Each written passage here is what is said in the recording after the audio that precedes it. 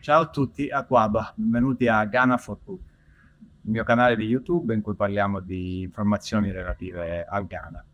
Mi chiamo Marco Casano, vivo qui da qualche anno e tutto quello che metto qui nel canale è frutto della mia esperienza qui e di un po' di studi, di ricerche che ho fatto in questi anni di vita e di lavoro qui in Ghana. Di cosa parliamo oggi? Oggi parliamo di un argomento secondo me interessante, è quello relativo ai nomi. Come danno qua in Ghana i nomi ai bambini quando nascono? Che perché ha tutta una correlazione legata alla tradizione, penso che può essere interessante da conoscere. Faccio una piccola premessa. Quello di cui parleremo oggi è la tradizione degli Akan, quindi del popolo Ashanti, quindi una delle varie tribù che esistono qui in Ghana. Quindi cosa succede? Quando nasce un nuovo bambino, per i primi 7 giorni solitamente questo bambino non viene presentato a nessuno, non viene presentato alla famiglia, non viene presentato alla comunità. Si aspetta che lo spirito, diciamo, del bambino prenda piede nella casa. All'alba dell'8° giorno viene fatta quella che viene chiamata name ceremony, quindi la cerimonia del nome o outdooring. Quindi all'alba dell'8° giorno il bambino viene portato fuori dalla casa e presentato alla comunità, all'intera comunità. Questo è un momento molto importante e lì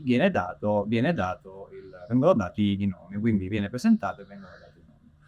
Il primo nome che viene assegnato al bambino è il nome del giorno della settimana che deriva dal giorno della settimana in cui il bambino o la bambina è nato. Quindi in base al giorno della settimana in cui sei nato avrai un nome diverso. Ora, siccome io non me li ricordo a memoria, li leggerò e scusate il mio CI, se faccio degli errori scusatemi, però giusto per dare un'idea.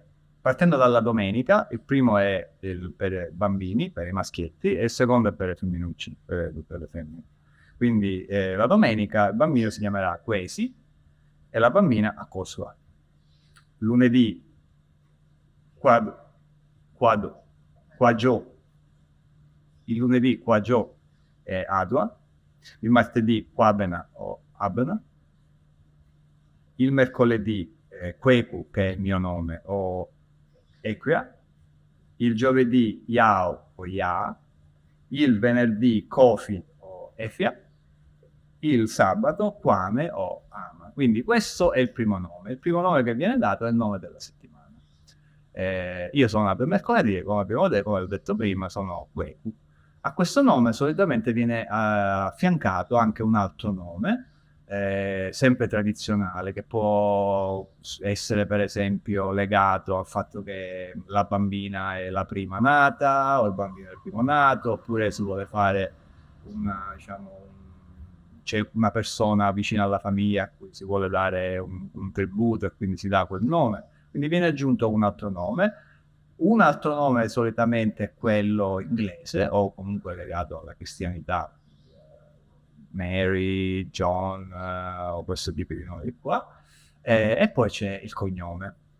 Il cognome solitamente, ovviamente, anche come da noi, è il cognome del padre, ma in Ghana non è obbligatorio. Teoricamente, anche se quasi tutti danno sempre il nome del padre, in alcuni casi si può anche scegliere di dare il cognome di un'altra persona, per esempio una personalità importante, vicina alla famiglia, eccetera. Quindi il padre può anche decidere di dare un cognome diverso.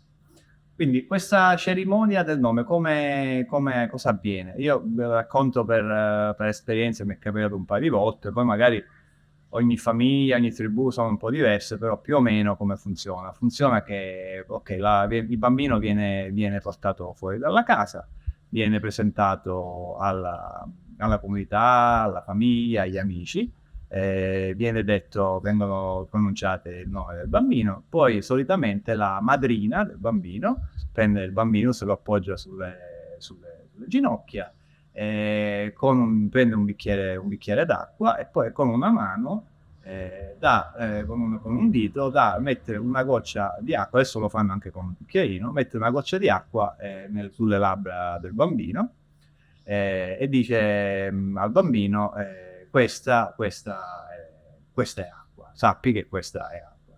Dopodiché, per tradizione si usava della Schnapp, un alcolico locale, quello lo chiamano Schnapp.